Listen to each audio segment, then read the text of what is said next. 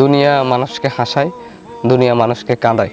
কখনো আপন মানুষকে পর করে, কখনো স্বপ্ন দেখায়, কখনো আপন মানুষকে পর করে দেয়, কখনো স্বপ্ন দেখে তা ভেঙে চুরে চুরমার করে দেয়। মানুষ দুনিয়ার পিছনে দৌড়াতে দৌড়াতে এক সময় ক্লান্ত হয়ে যায়, হতাশ হয়ে যায়, ভিতর থেকে ভেঙে পড়ে।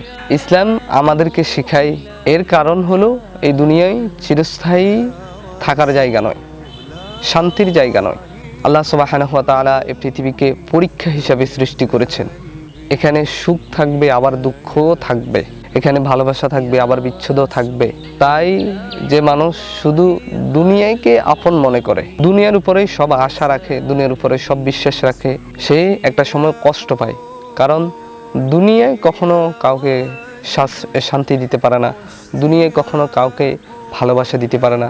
দুনিয়ায় এমন একটা জায়গা যেখানে মানুষ হতাশা, নৈরাশা, ডিপ্রেশনে ভোগে। আল্লাহ সুবহানাহু ওয়া তাআলা কোরআনুল কারীমের মধ্যে বলেন, জেনে রেখো পার্থিব জীবনে তো খেলতামাশা, সাজসজ্জা, পারস্পরিক গর্ব এবং ধন সম্পদ, সন্তান সন্তানাদি, প্রাচুর্যের প্রতিযোগিতা ছাড়া আর কিছুই নাই।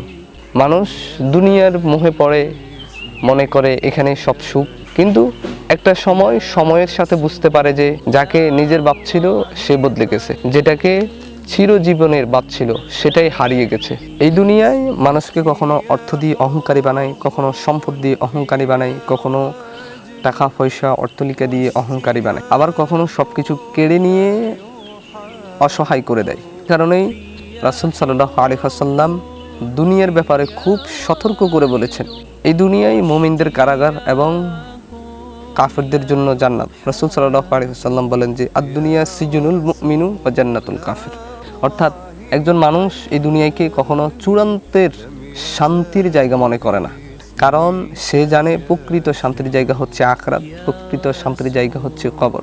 এই দুনিয়ায় মানুষকে পরীক্ষা নেয়, কখনো সম্পর্ক দিয়ে, কখনো দরিদ্রতা দিয়ে, কখনো একাকিত্ব দিয়ে, আবার কখনো প্রিয় মানুষের হারানো কষ্ট দিয়ে। আর এইসবের মধ্য দিয়ে মানুষ আল্লাহ সুবহানাহু ওয়া তাআলার উপর ভরসা, তাওয়াক্কুল, ধৈর্য ধারণ করতে পারে। আল্লাহ সুবহানাহু ওয়া তাআলা কোরআনুল কারীমের মধ্যে বলেন যে আমি অবশ্যই তোমাদেরকে কিছু ভয়, ক্ষুধা, ধন সম্পদ, জীবন, ফল ফলাদি, ক্ষতির মাধ্যমে পরীক্ষা করব, আর তোমরা ধৈর্যশীলদের সুসংবাদ দাও। সুবহানাল্লাহ। তো দুনিয়ায় অনেক সময় মানুষকে এমনভাবে আঘাত করে যে সব শেষ, কিন্তু ইসলাম বলে যে দুনিয়ার কষ্ট চিরস্থায়ী নয়। মানুষ ভেঙে পড়ে তখনই, মানুষ হতাশ হয় তখনই, মানুষ ডিপ্রেশনে পড়ে তখনই, যখনই মানুষ দুনিয়াকে নিজেদের চিরস্থায়ী মনে করে, দুনিয়াকে জীবনের একাঙ্গন মনে করে। অথচ একজন মুমিন জানে এই পৃথিবীটা হচ্ছে ক্ষণস্থায়ী, এই পৃথিবীটা থাকার জায়গা নয়, এখানে কষ্ট আছে, হতাশা আছে, নৈরাশ আছে, কিন্তু এই কষ্ট, হতাশা, নৈরাশাগুলো ধৈর্যের মাধ্যমে যখন আপনি শেষ করবেন, আখিরাতেই আপনার জন্য শান্তি রয়েছে।